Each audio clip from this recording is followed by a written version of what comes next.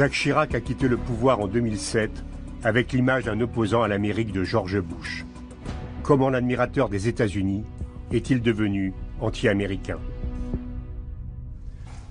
Mr. President, 40 years ago, when I was working at the Soda Jerk in the Howard Johnson restaurant, I didn't think that one day I would be in the White House beside the President of the United States for a press conference. Jacques Chirac adorait raconter ses premiers souvenirs d'Amérique. Ça faisait partie, je dirais, de sa légende auto-entretenue, de son folklore personnel. But since that time, I unfortunately forgot most of my English. That's why I'm gonna speak French, if you don't mind. Et pendant diverses visites aux États-Unis, il en a fait bon usage pour en parsemer ses interviews. L'américanophilie de Chirac a commencé très tôt. Dès les années 50, le jeune Jacques Chirac s'est pris de passion pour les États-Unis. En 1953, il passe une session d'été sur le campus de Harvard. Sur place, il est serveur de bar et il tombe amoureux d'une belle américaine avec laquelle il se fiance avant de rompre avec elle. Il voyage, découvre la Nouvelle-Orléans, au sujet duquel il rédige un rapport économique en 1954. Il est même interviewé dans la presse locale. Il a eu l'occasion aussi, dans cette jeunesse américaine, de traverser les États-Unis vers San Francisco. Et cette découverte de l'Amérique lui a laissé un souvenir très chaleureux, très amical pour le peuple américain, tourné aussi vers la nourriture américaine, les hamburgers irrésistibles. En 1967, Chirac est secrétaire d'État à l'emploi dans le gouvernement de Georges Pompidou. Lors d'un déjeuner avec l'ambassadeur des États-Unis, en octobre, Jacques Chirac impressionne ses hôtes par sa ferveur américaine, comme en témoigne l'ambassadeur dans un document inédit. Chirac fut la révélation du déjeuner. L'ambassade avait entendu dire qu'il était particulièrement intelligent et dynamique. Il est tout cela, mais il est aussi chaleureux, authentique et persuasif. Il semble être aussi américain, et pas seulement pro-américain, que beaucoup d'Américains. Il était de plein pied dans le dialogue avec les États-Unis, les dirigeants américains, le peuple américain. Il n'y avait pas cette cassure que pouvait produire l'ignorance ou la mauvaise maîtrise de la langue, par exemple. En mai 1972, Jacques Chirac est présenté par les diplomates américains comme un poulain de Pompidou qui pourrait être nommé Premier ministre. L'ambassade des États-Unis n'y voit que des avantages. Chirac est l'un des plus américanophiles des jeunes dirigeants gaullistes.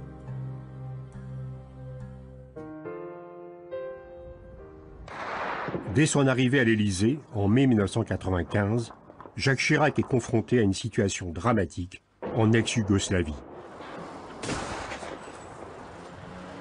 Sur le terrain, les 30 000 soldats de la FORPRONU, force des Nations Unies censée s'interposer entre les deux camps, serbes et bosniaques, sont impuissants.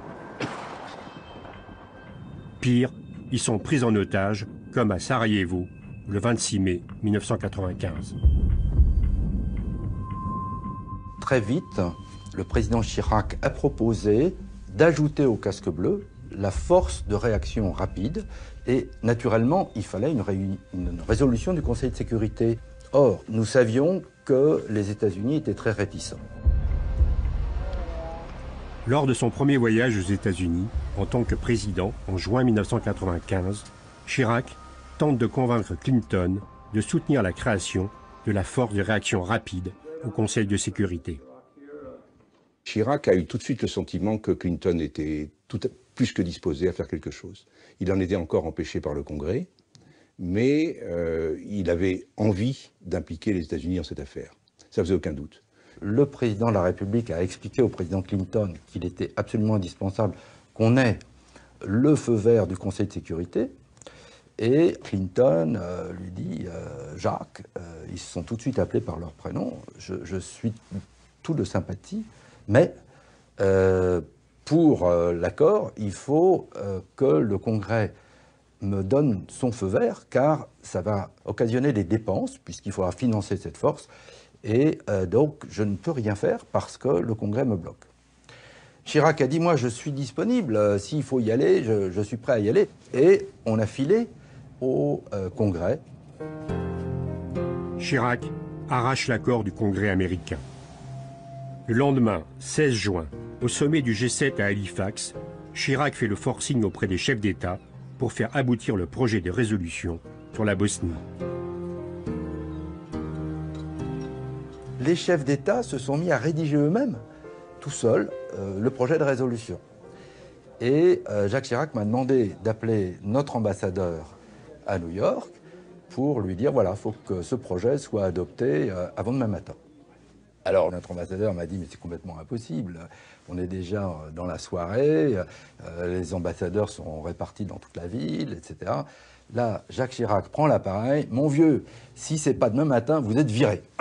Bon, bah, le lendemain matin, la résolution était adoptée. Après cet épisode fondateur, les relations entre le président français et son homologue américain sont euphoriques. Chirac envoie son conseiller diplomatique, François Bujon de Lestan, comme ambassadeur à Washington. Et en janvier 1996, le président français effectue une visite officielle aux États-Unis.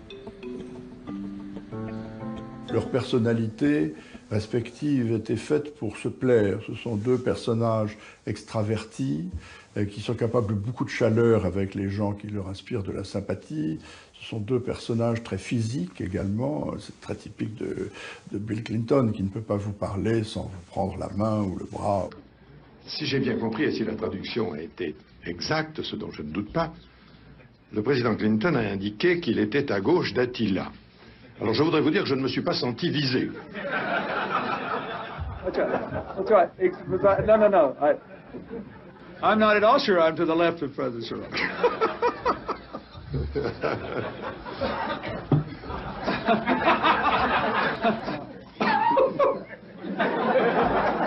That was good. Dans le fond, ils étaient un peu pareils. Deux grands personnages,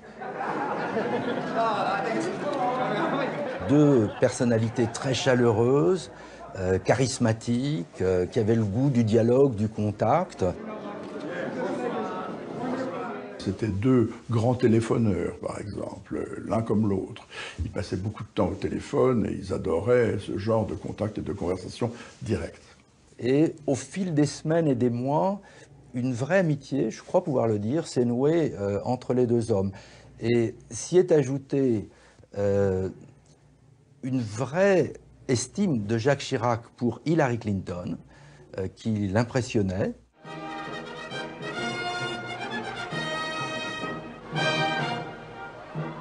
En juin 1996, se tient le sommet du G8 à Lyon. Les Clinton en profitent pour faire une escapade à Paris.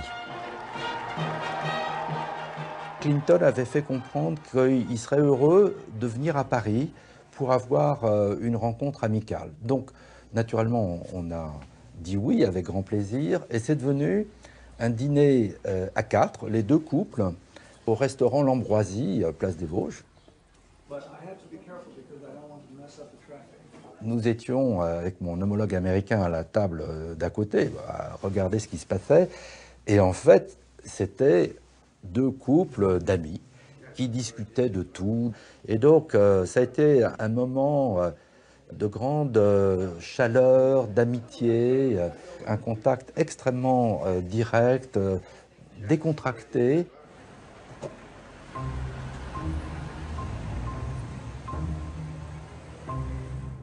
Les 21 et 22 juin 1997, le sommet du G8 se déroule à Denver, Colorado.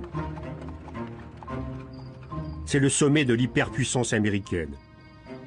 Clinton entend imposer à ses pairs, Chirac, Blair, Kohl, Eltsine, la tenue locale.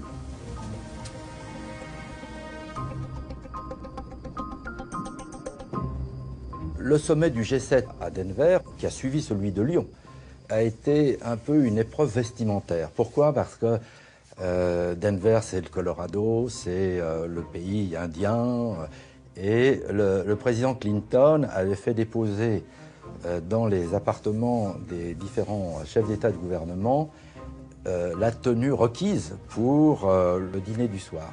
C'était une tenue de cow-boy.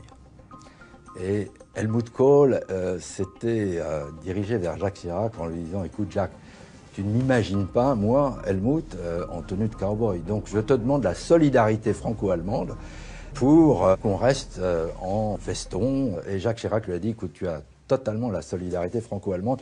Je mettrai juste les bottes de cow-boy pour faire plaisir à Bill. »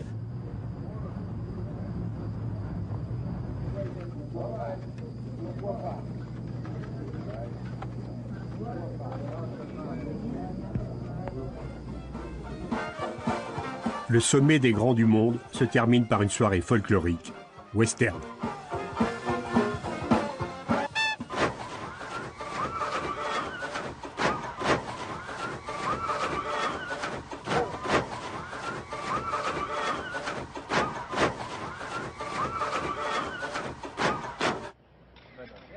En mai 1998, Hillary Clinton rend visite à Bernadette Chirac dans son fief de Corrèze. Une visite qui a un sens politique.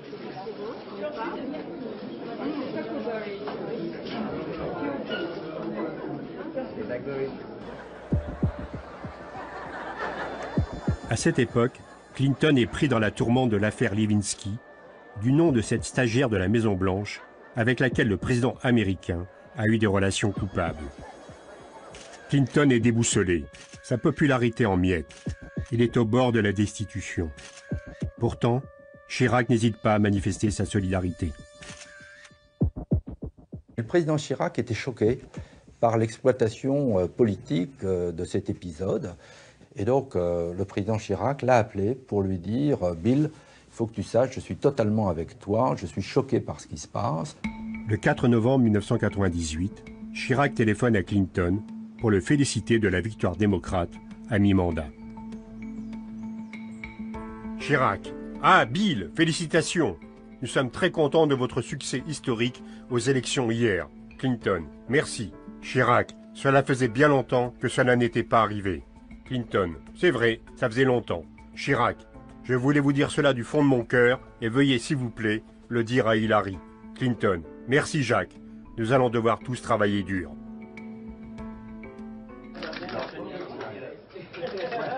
En juin 1999, de passage à Paris, les Clinton dînent à nouveau avec les Chirac au restaurant chez l'ami Louis.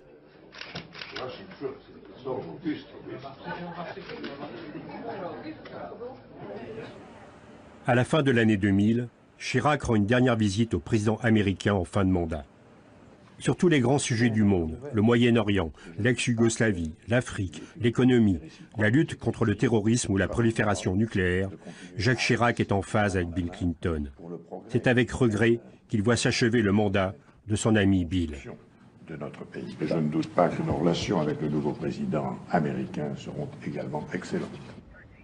Chirac profite de son passage à Washington pour rencontrer discrètement le président élu, George Bush.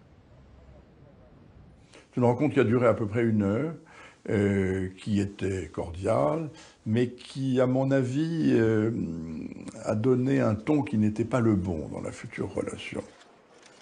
Monsieur Chirac, et ça c'est son enthousiasme et son affectivité classique, a commencé par dire au président Bush qu'il connaissait très bien son père, qu'il aimait beaucoup sa mère. Nous avons eu un entretien chaleureux, au cours duquel nous avons d'abord évoqué des souvenirs familiaux, puisque je connaissais bien ses parents et son père.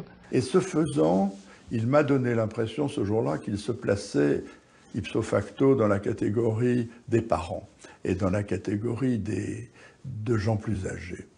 Ça a été probablement une faute psychologique. Le président Bush venait d'être élu, il avait envie qu'on parle de lui, qu'on ne parle pas de ses parents. Sa tendance naturelle a été plutôt de conseiller amicalement le fils.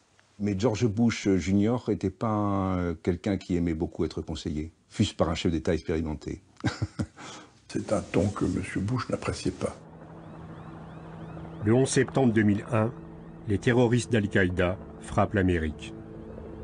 Le hasard faisait que j'étais président du Conseil de sécurité pour le mois de septembre 2001. Et donc le 11 septembre, j'ai vu des fenêtres de mes bureaux le deuxième avion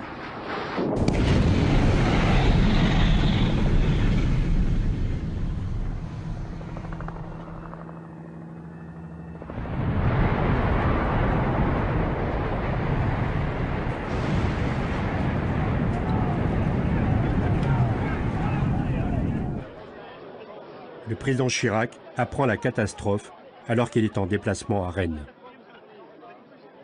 C'est en effet avec une immense émotion que la France vient d'apprendre ces attentats monstrueux, il n'y a pas d'autre mot, qui viennent de frapper les États-Unis d'Amérique.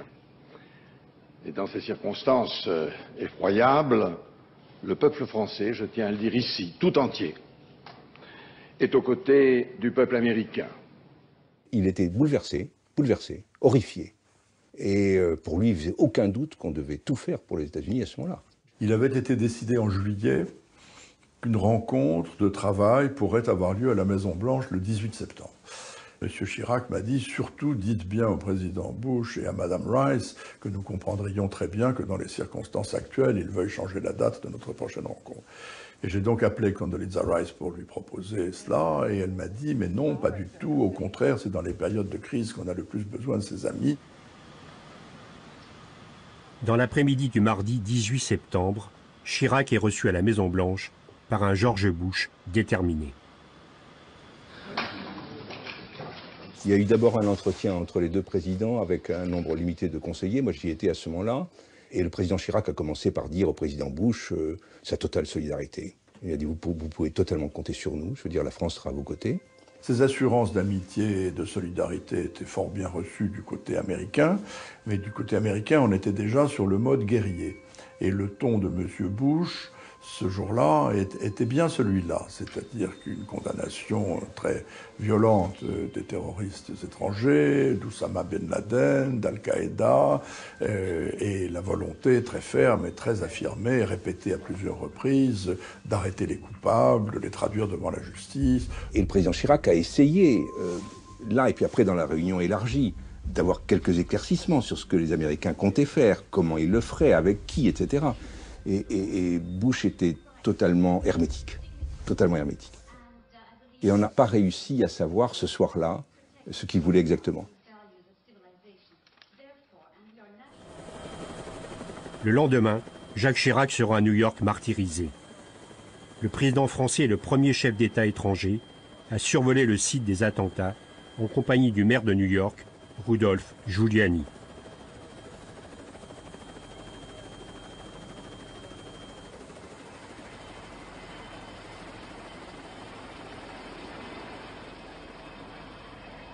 Il s'est rendu sur le site des attentats, Ground Zero, et ça a été un moment extraordinairement fort, extraordinairement émouvant.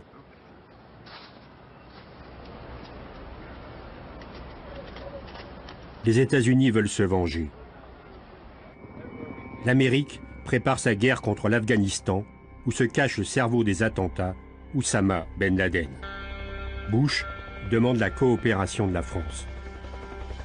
En octobre 2001, nous avons décidé de riposter contre l'Afghanistan à cause du 11 septembre. Et nous ne l'avons pas fait au travers d'une résolution du Conseil de sécurité de l'ONU, mais en nous appuyant sur notre droit à l'autodéfense en vertu de l'article 51 de la Charte des Nations Unies, ce que tout le monde accepta, même la France. La première demande américaine, c'était donc la demande d'autorisation de survol, à laquelle s'ajoutait l'autorisation aussi de ravitailler les avions sur les bases aériennes françaises. La première réaction de Chirac a été de dire évidemment oui, évidemment oui. Pourquoi faire ce survol pour aller frapper en Afghanistan? L'opération en Afghanistan renverse le régime des talibans, mais la guerre s'enlise et Ben Laden reste introuvable.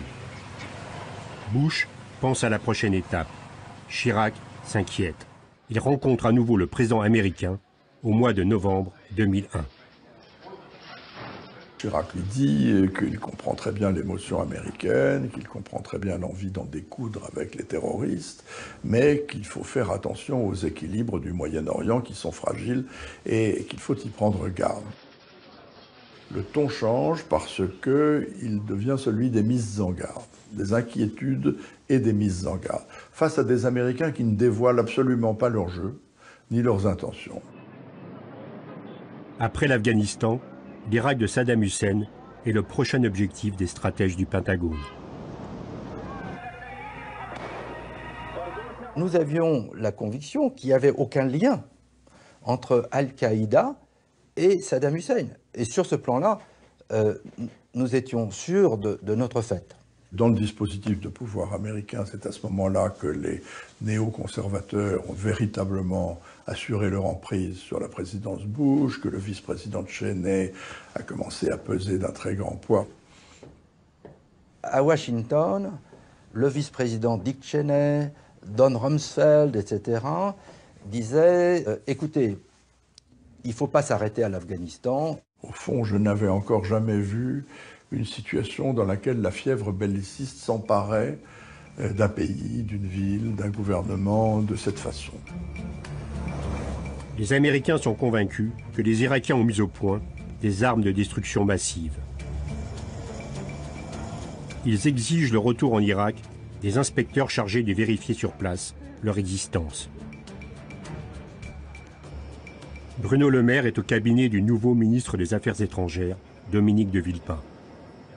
Dès 2002, la mission que me donne Dominique de Villepin, c'est d'aller creuser tous ces éléments pour savoir si, oui ou non, on peut garantir qu'il n'y a pas d'armes de destruction massive en Irak, et donc que l'Irak n'est pas une menace. Et la conclusion à laquelle nous arrivons tous au bout de quelques mois, c'est que la plus forte probabilité, il n'y a jamais de certitude, c'est qu'il n'y a aucune arme de destruction massive en Irak, pas de nucléaire et pas de missiles balistiques suffisamment puissants pour pouvoir nous menacer. Les inspecteurs de l'ONU et les services de renseignement français indiquent que l'Irak ne dispose pas d'armes de destruction massive, contrairement à ce qu'affirme l'administration américaine. Chirac veut en convaincre Bush. En mai 2002, à peine réélu, il reçoit à l'Élysée le président américain.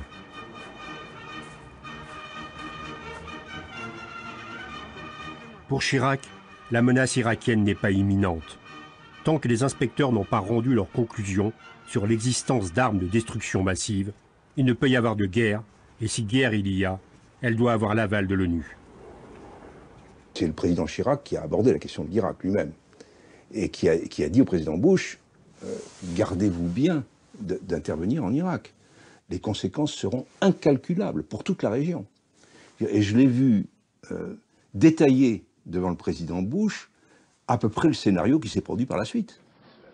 Monsieur Chirac, une fois encore, avait longuement exposé au président Bush les complexités moyen-orientales, les difficultés du Liban, de la Syrie, sur un ton toujours un peu doctoral, un peu protecteur, qui agaçait M. Bush. Et cet agacement était visible dans son comportement, sa façon de pianoter sur la table, par exemple, en écoutant les mises en garde. Il l'a écouté, sans aucun doute, il l'a écouté. Il avait un visage totalement hermétique, impassible. Et il n'a plus rien dit jusqu'à la fin de la présentation de Chirac. Et puis on est passé à autre chose. M. Bush n'avait pas envie qu'on le chapitre. Et de toute façon, sa décision était prise. Il allait aller faire la guerre en Irak. À mon avis, cette décision était prise dès le printemps de l'année 2002. Et rien ne l'en ferait défier, comme on l'a vu par la suite. Entre Paris et Washington, le fossé se creuse. Bush balade Chirac en lui faisant croire que rien n'est encore décidé. En réalité, depuis des mois, le Pentagone prépare des plans d'invasion de l'Irak. Les soldats américains sont entraînés au combat de rue.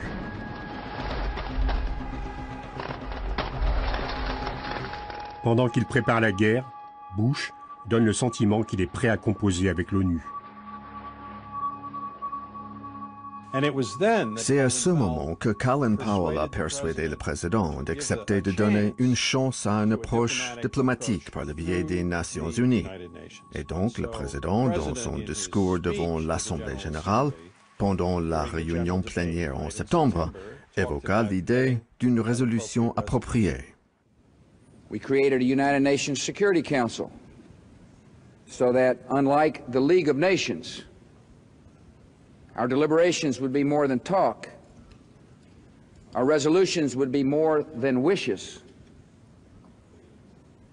After generations of deceitful dictators and broken treaties and squandered lives, we dedicated ourselves to standards of human dignity shared by all, and to a system of security defended by all.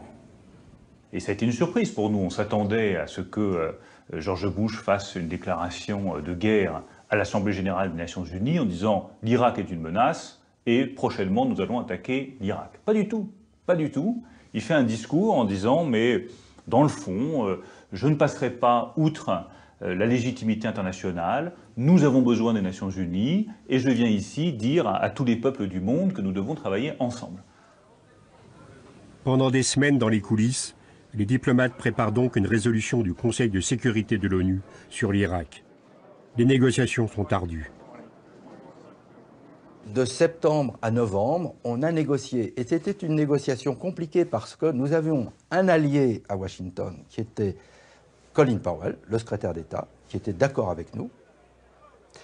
Et Colin Powell faisait de la résistance face à la pression des néoconservateurs, Dick Cheney, Don Rumsfeld et d'autres. Ce fut une négociation incroyable et la France y a joué, je pense, un grand rôle. Colin Powell avait beaucoup de discussions avec Dominique de Villepin, je veux dire vraiment beaucoup d'entretiens. En pleine négociation, les deux présidents s'entretiennent encore une fois au téléphone le 9 octobre 2002. Bush, la France et les États-Unis peuvent trouver un accord sur le texte de résolution. Cette résolution doit être très forte. Elle doit indiquer clairement qu'en cas de violation flagrante par l'Irak de ses obligations, il y aura des conséquences. Chirac, ma conviction, c'est que la guerre est toujours la plus mauvaise des solutions. Nos pays occidentaux sont en train de susciter un phénomène de rejet que nous paierons très cher, aussi bien sur le plan politique qu'en termes de terrorisme. Il faut donc bien réfléchir avant d'agir. Bush, l'usage de la force est une ultime option. Je comprends les conséquences d'une guerre. Cela étant, il est essentiel de bien marquer que si l'Irak refuse de désarmer, il s'expose à des conséquences certaines. Le Conseil de sécurité de l'ONU adopte, le 8 novembre 2002, la résolution 1441, qui stipule qu'en cas de violation patente de ses obligations, l'Irak s'expose à de graves conséquences. Chirac a le sentiment d'avoir gagné la bataille onusienne. To the government of Iraq, our message is simple.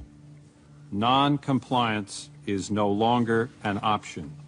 Ce fut un succès pour la diplomatie et pour les Nations Unies, et nous avons mis en place une très bonne commission de contrôle. Cette résolution conforte le rôle et l'autorité du Conseil de sécurité. Ce qui est devenu la résolution 1441 a été adoptée en novembre à l'unanimité, c'est-à-dire que les Américains étaient d'accord pour renvoyer les inspecteurs, y compris des inspecteurs américains, en Irak, pour vérifier l'état des stocks d'armes de destruction massive de l'Irak de Saddam Hussein. Mais dans le fond, pour les Américains, ça n'était qu'un moyen de gagner du temps. Les Américains voulaient nous amener à l'irréversible. Je pense que depuis le début, l'intention était d'aller en Irak. Et les préparatifs étaient déjà faits, certainement. Cette résolution n'a jamais été qu'un gigantesque trompe-l'œil qui occupait les diplomates, qui occupait les politiques. Mais derrière, qu'est-ce qu'ils faisaient, les Américains? Ils préparaient leurs troupes, ils commençaient à les disposer dans le Golfe, et ils se préparaient à la guerre.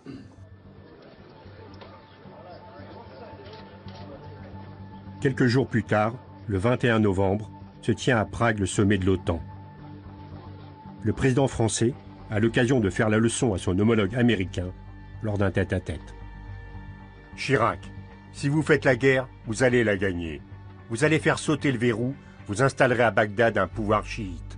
Vous allez attiser les sentiments anti-américains dans la région et vous allez créer une vague de terrorisme. Bush, nous ne pouvons pas rester les bras croisés, car nous avons eu le 11 septembre. Les morts, ils sont chez nous, pas chez vous.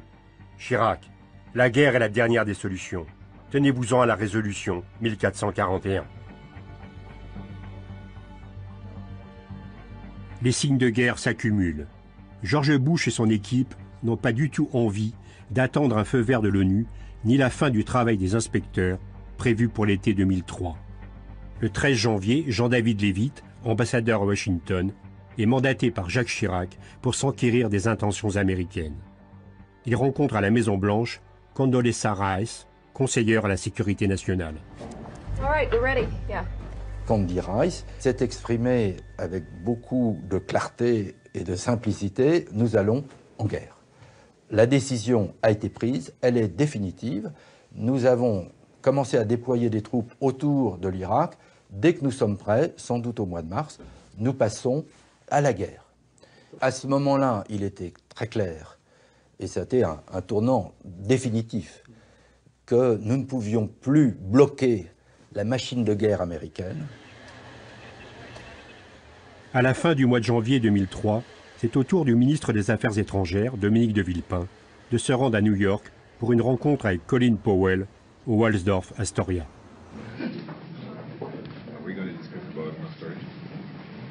Bruno Le Maire accompagne son ministre.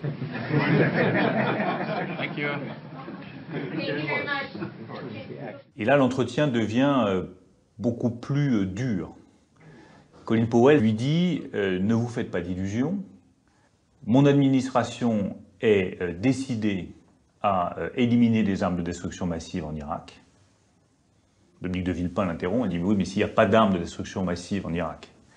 Et Colin Powell reprend en disant mon administration est décidée à livrer ce combat contre l'Irak. Et là, à ce moment-là, nous comprenons que dans le fond, c'est plus une question d'armes de destruction massive, c'est une question d'idéologie. C'est les faucons américains qui ont pris le dessus. Les Américains sont décidés à intervenir sur le sol irakien. Il y a également derrière des intérêts particuliers qui jouent. Le 5 février 2003, Colin Powell, devant le Conseil de sécurité de l'ONU, présente les preuves que l'Irak fabrique des armes de destruction massive.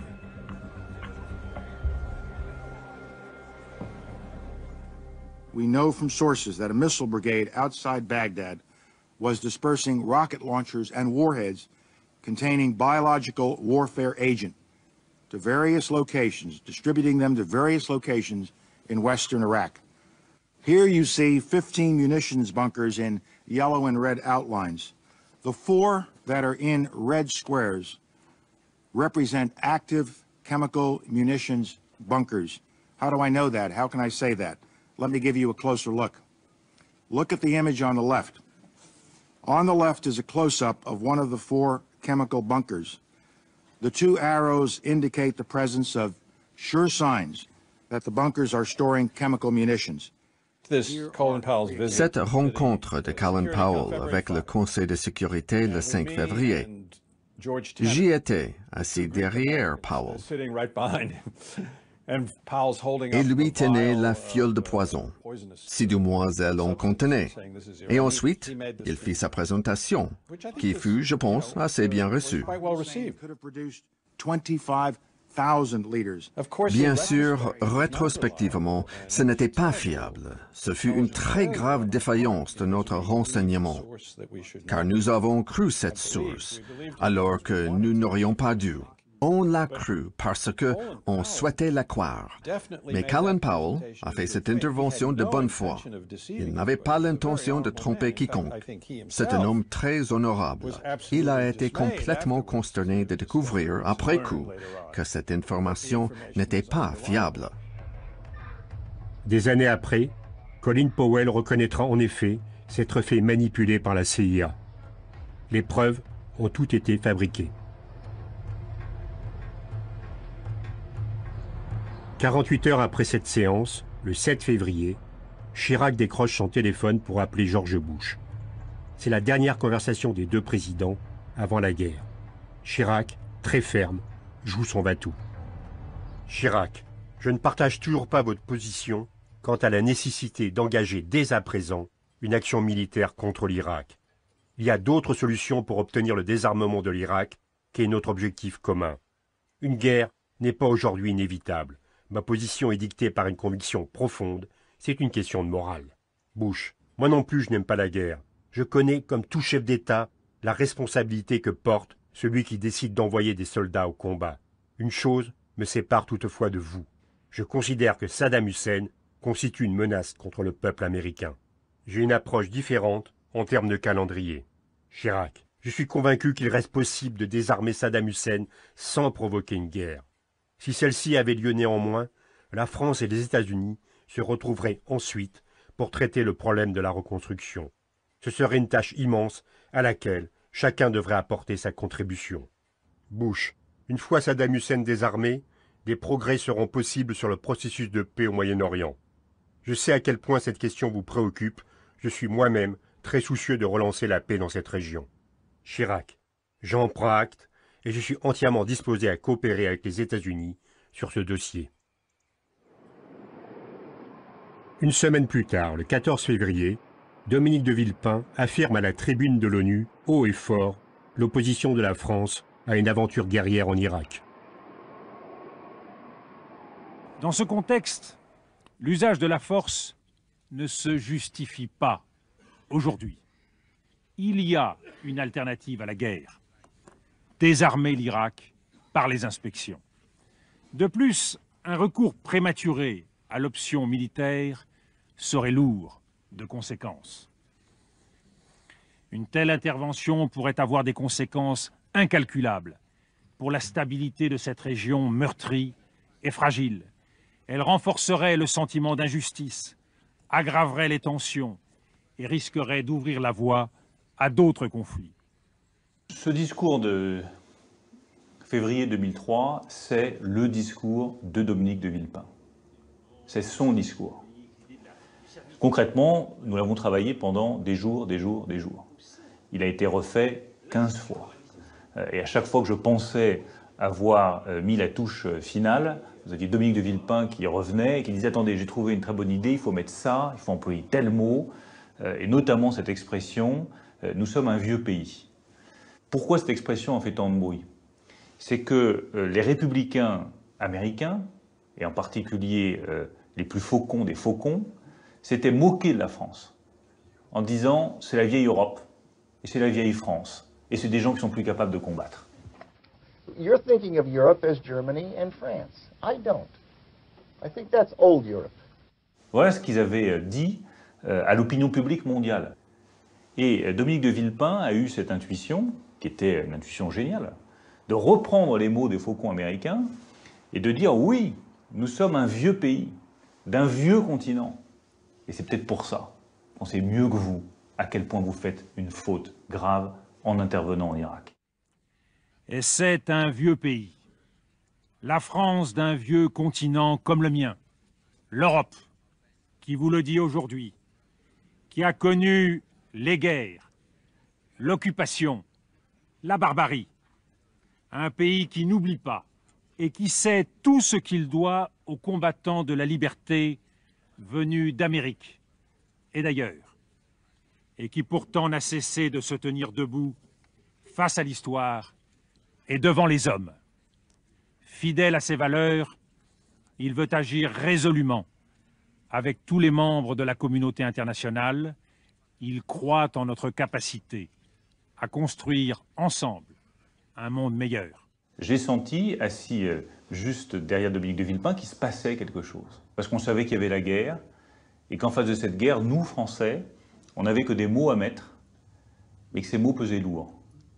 Et que beaucoup de pays qui ne voulaient pas la guerre, qui savaient que ça allait entraîner des conflits pour des années et des années, se disaient il ne nous reste plus que les mots de la France. Et c'est pour ça qu'il y a eu ce tonnerre d'applaudissements. C'est pour ça qu'il a été spontané. C'est pour ça qu'il a tout emporté.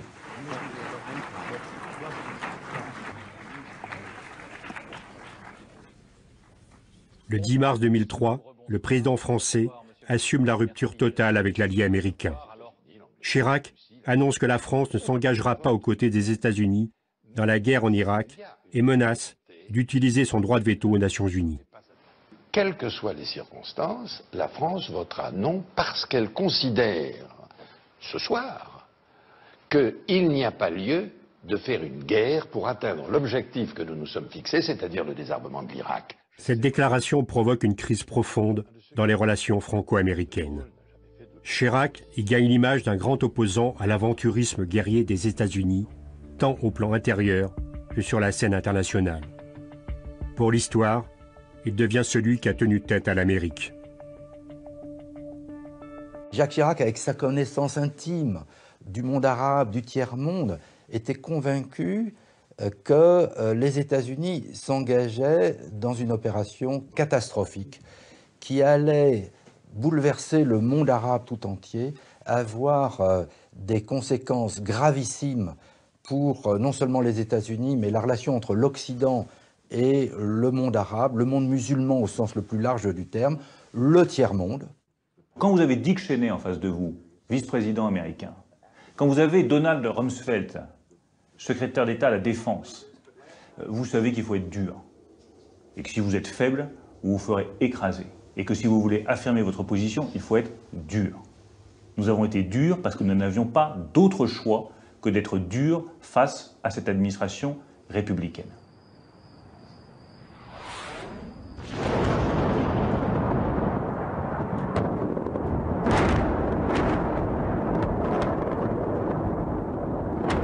Le 20 mars, George Bush lance ses troupes en Irak en se passant d'un ultime aval de l'ONU.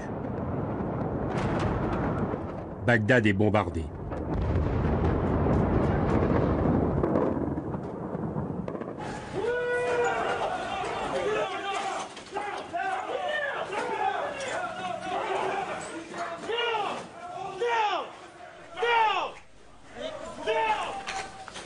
Les djihadistes sont rapidement victorieux à Bagdad. Le régime de Saddam Hussein tombe, Bush exulte, les faucons savourent leur victoire éclair.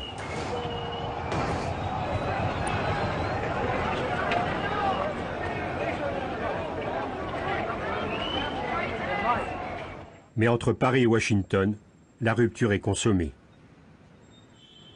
Une vague de francophobie déferle sur les États-Unis. On casse les voitures françaises. Les French fries sont rebaptisés Freedom Fries.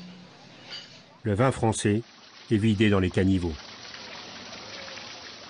Ça a été le déclenchement d'une phase d'hystérie collective. En fait, il y avait sur le principal réseau Fox 1 heure par jour avec Bill O'Reilly, et il ne disait jamais les Français, il disait the cheese-eating surrender monkeys, les singes bouffeurs de fromage et défaitistes.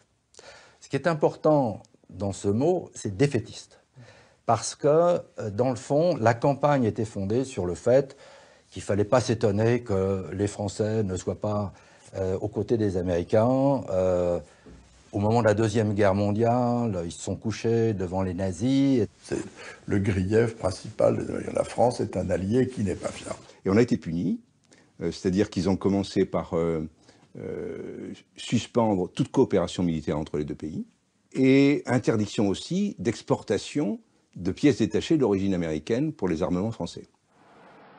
Il se trouve que notre porte-avions, le Charles de Gaulle, a des catapultes américaines.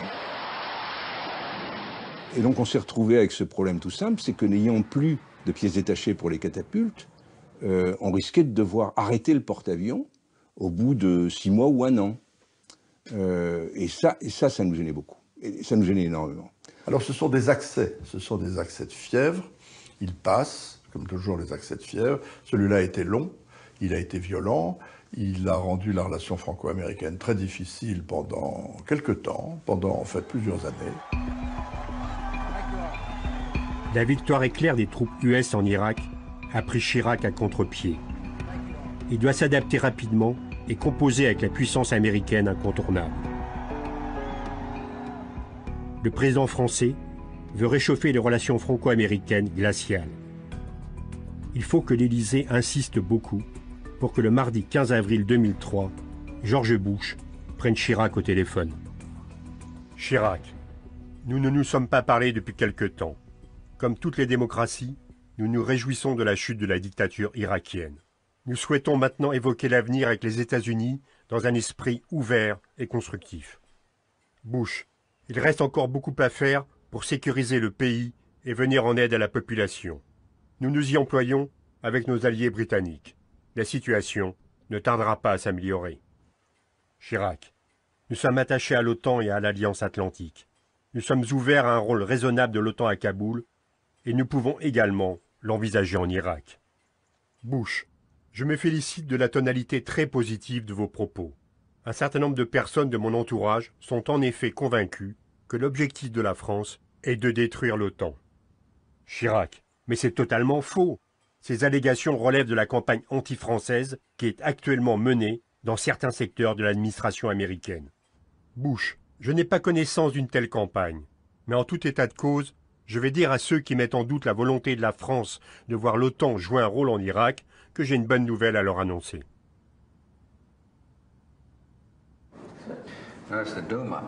Chirac n'a jamais voulu vraiment rompre avec les États-Unis. Il fait tout, après la guerre d'Irak, pour renouer secrètement avec les Américains. Mais l'humeur dans le bureau ovale n'est pas à la réconciliation. Condoleezza Rice lâche, il faut pardonner à la Russie, ignorer l'Allemagne, punir la France.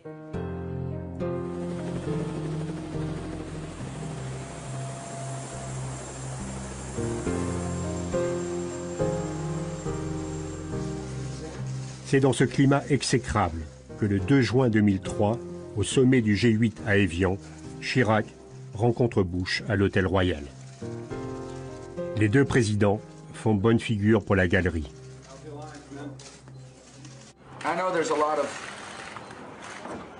people in both our countries wondering whether or not we could actually sit down and have a comfortable conversation.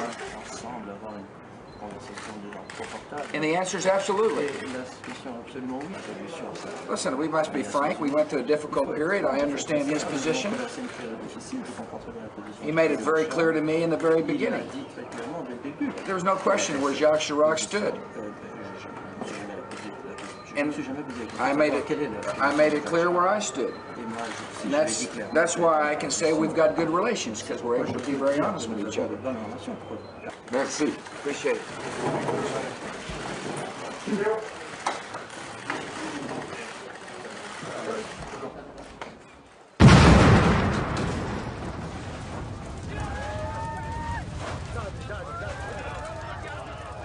L'évolution de la situation en Irak, qui tourne au chaos, conforte Chirac dans ses convictions. On voyait que, dans le fond, l'Amérique n'avait trouvé aucun stock d'armes de destruction massive, malgré toutes les recherches des meilleures troupes et spécialistes américains. Donc, cette guerre n'avait pas de justification.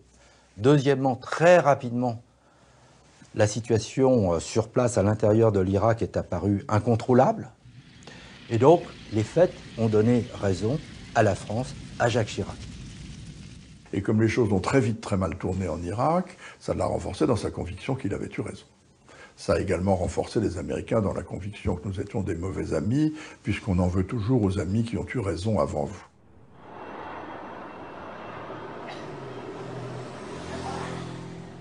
Lors de plusieurs rencontres entre Bush et Chirac, en 2004 et début 2005, le climat s'améliore.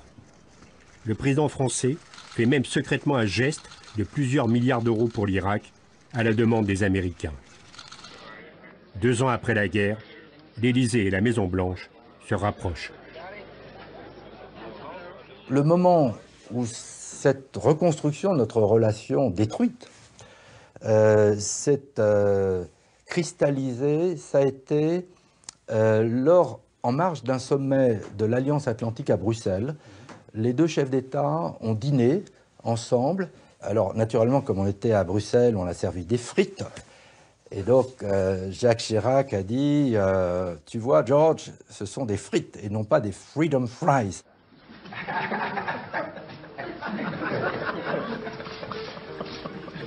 Chirac a quitté le pouvoir, effectivement, avec l'image d'un anti-américain, mais ce n'était pas justifié. Il aimait ce pays. Il considérait que les États-Unis étaient un des principaux alliés de la France. Il avait été bouleversé par les attentats du 11 septembre. Il était disposé à aider au maximum les États-Unis, mais pas à n'importe quel prix. Oui, on lui a fait cette image d'anti-américain, ce qu'il n'est pas au fond de lui-même. Il était contre la politique menée par l'administration Bush, mais il n'était pas anti-américain, il ne l'a jamais été, et il ne le sera jamais. Sa pente naturelle, ça aurait été d'être aux côtés des Américains, parce qu'il aime les États-Unis, d'engager une opération militaire, parce que c'est quelqu'un qui aime profondément les armées françaises. Eh bien, il a fait un autre choix. Et je pense vraiment qu'il a fait ce choix contre lui-même, pour les intérêts de la France. Mais être un homme d'État, c'est exactement ça. Aller contre soi-même, pour les intérêts de la France.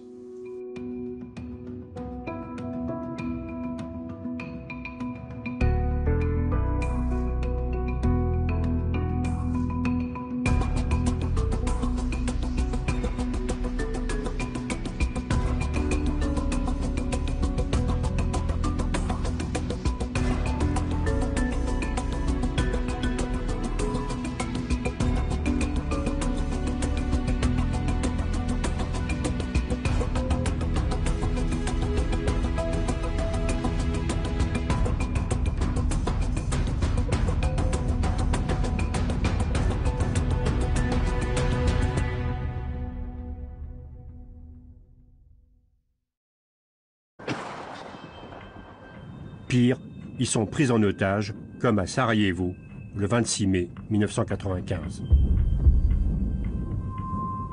Très vite, le président Chirac a proposé d'ajouter au casque bleu la force de réaction rapide et naturellement, il fallait une résolution du Conseil de sécurité. Or, nous savions que les États-Unis étaient très réticents. Lors de son premier voyage aux États-Unis, en tant que président, en juin 1995, Chirac tente de convaincre Clinton de soutenir la création de la force de réaction rapide au Conseil de sécurité. Chirac a eu tout de suite le sentiment que Clinton était plus que disposé à faire quelque chose. Il en était encore empêché par le Congrès, mais il avait envie d'impliquer les États-Unis dans cette affaire. Ça faisait aucun doute.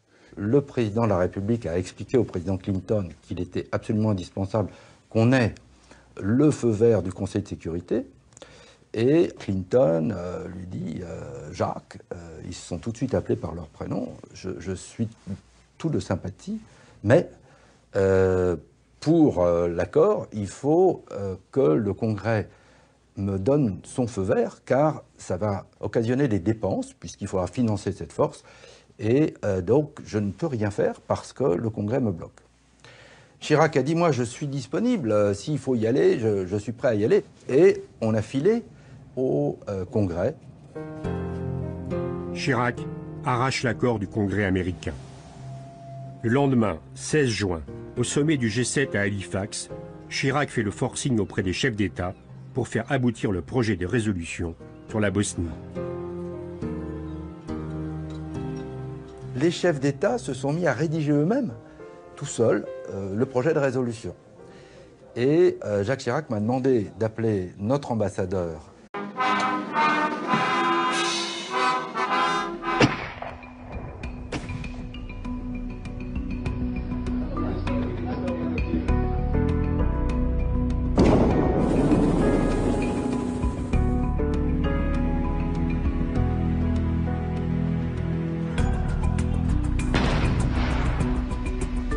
Jacques Chirac a quitté le pouvoir en 2007 avec l'image d'un opposant à l'Amérique de George Bush. Comment l'admirateur des États-Unis est-il devenu anti-américain? Mr. President, 40 years ago, when I was working at the Soda Jerk in the Howard Johnson restaurant, I didn't think that one day I would be in the White House beside the President of the United States for a press conference. Jacques Chirac adorait raconter ses premiers souvenirs d'Amérique. Ça faisait partie, je dirais, de sa légende auto-entretenue, de son folklore personnel.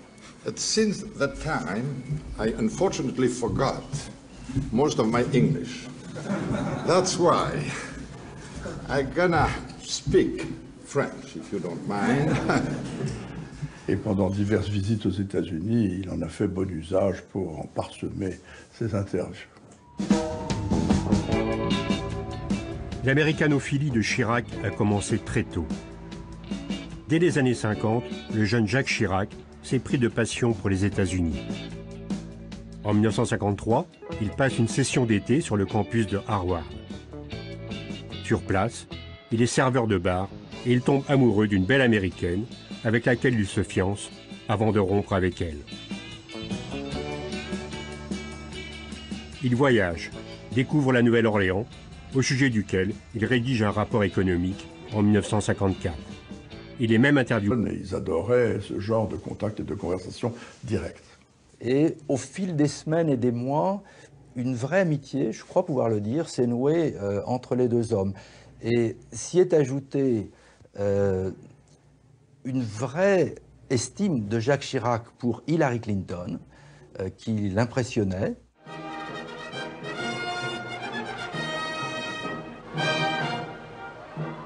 En juin 1996, se tient le sommet du G8 à Lyon.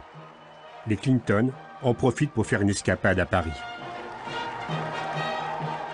Clinton avait fait comprendre qu'il serait heureux de venir à Paris pour avoir une rencontre amicale. Donc, naturellement, on a dit oui avec grand plaisir, et c'est devenu un dîner à quatre, les deux couples, au restaurant L'Ambroisie, place des Vosges. Nous étions avec mon homologue américain à la table d'à côté, à regarder ce qui se passait, et en fait, c'était deux couples d'amis qui discutaient de tout. Et donc, ça a été un moment de grande chaleur, d'amitié, un contact extrêmement direct, décontracté.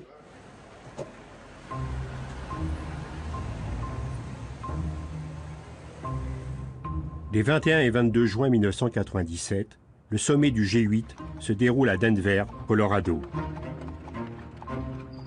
C'est le sommet de l'hyperpuissance américaine. Clinton entend imposer à ses pairs, Chirac, Blair, Kohl, Eltsine, la tenue locale.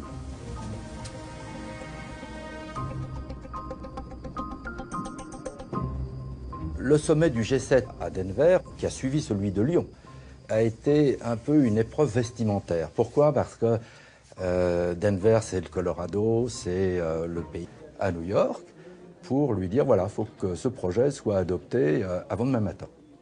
Alors notre ambassadeur m'a dit, mais c'est complètement impossible, on est déjà dans la soirée, les ambassadeurs sont répartis dans toute la ville, etc. Là, Jacques Chirac prend l'appareil, mon vieux, si c'est pas demain matin, vous êtes viré. Bon, bah, le lendemain matin, la résolution était adoptée. Après cet épisode fondateur, les relations entre le président français et son homologue américain sont euphoriques. Chirac envoie son conseiller diplomatique, François Bujon de Lestan, comme ambassadeur à Washington. Et en janvier 1996, le président français effectue une visite officielle aux États-Unis. Leurs personnalités respectives étaient faites pour se plaire. Ce sont deux personnages extravertis qui sont capables de beaucoup de chaleur avec les gens qui leur inspirent de la sympathie. Ce sont deux personnages très physiques également. C'est très typique de Bill Clinton qui ne peut pas vous parler sans vous prendre la main ou le bras. Si j'ai bien compris et si la traduction a été exacte, ce dont je ne doute pas, le président Clinton a indiqué qu'il était à gauche d'Attila. Alors je voudrais vous dire que je ne me suis pas senti visé. That's right. No. I'm not at all sure I'm to the left of President Chirac.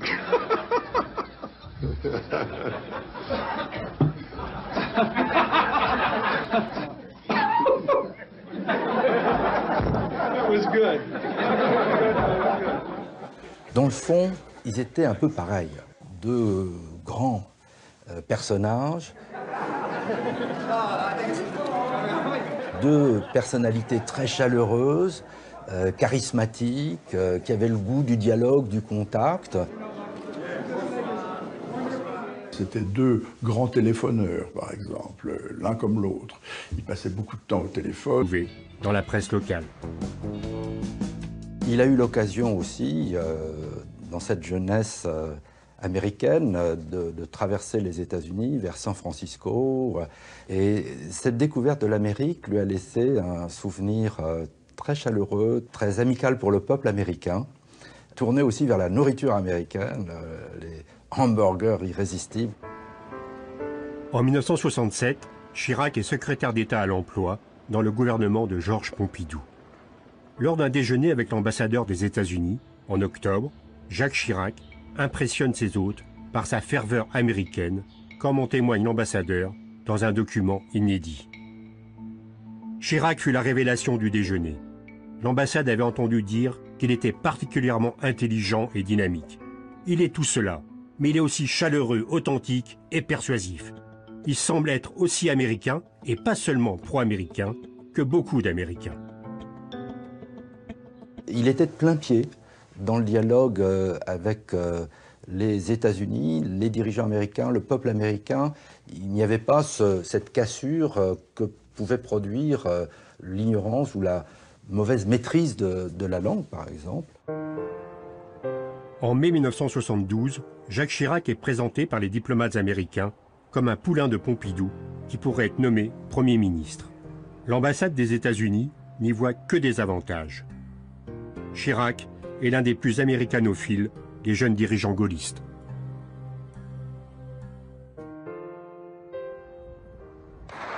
Dès son arrivée à l'Élysée, en mai 1995, Jacques Chirac est confronté à une situation dramatique en ex-Yougoslavie.